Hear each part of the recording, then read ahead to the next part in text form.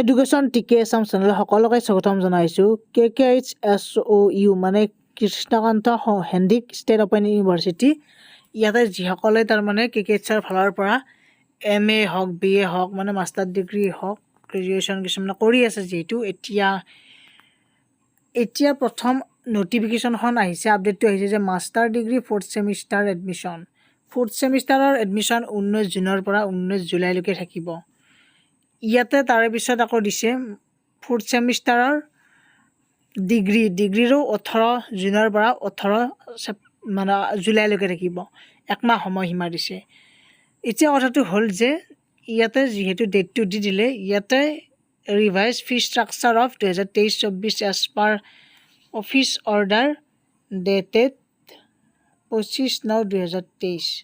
গতিকে ইয়াতে আপোনালোকৰ ফিজবোৰ দি গৈছে, টোটেল ফিজবোৰ MA 4th ছেমিষ্টাৰৰ আছামিজ, পলিটিকেল ছায়েন্স, ছ'চিয়লজি, তাৰপিছত ইংলিছ, ইকনমিক্স এনেকুৱাকৈ বিভিন্ন আছে।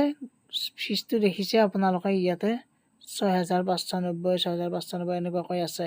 ঠিক তেনেদৰে BA ক্ষেত্ৰত BA MA যিসকলে কৰি আছে তেওঁলোকৰ কাৰণেও ফিজটো কাষত দিয়াই আছে। গতিকে একমাহ সময়সীমা দিছে, এই সময়সীমাৰ ভিতৰত এডমিশ্যন ল'ব দিছে যিহেতু। গতিকে এই আপডেটটো আজি 19 জুন, যিহেতু 19 তাৰিখে প্ৰকাশ পাইছে এই নটিচখন।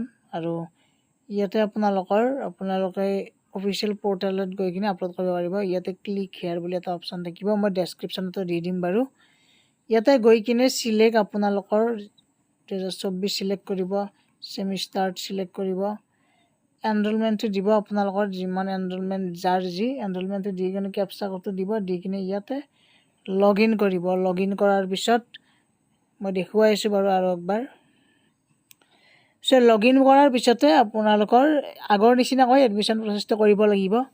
গতিকে ভিডিঅ'টো এইখিনিয়ে আছিল, এটা আপডেট দিলোঁ আপোনালোকক। সকলোৱে শ্বেয়াৰ কৰি দিয়ক, ছাবস্ক্ৰাইব কৰি দিয়ক চেনেলটো।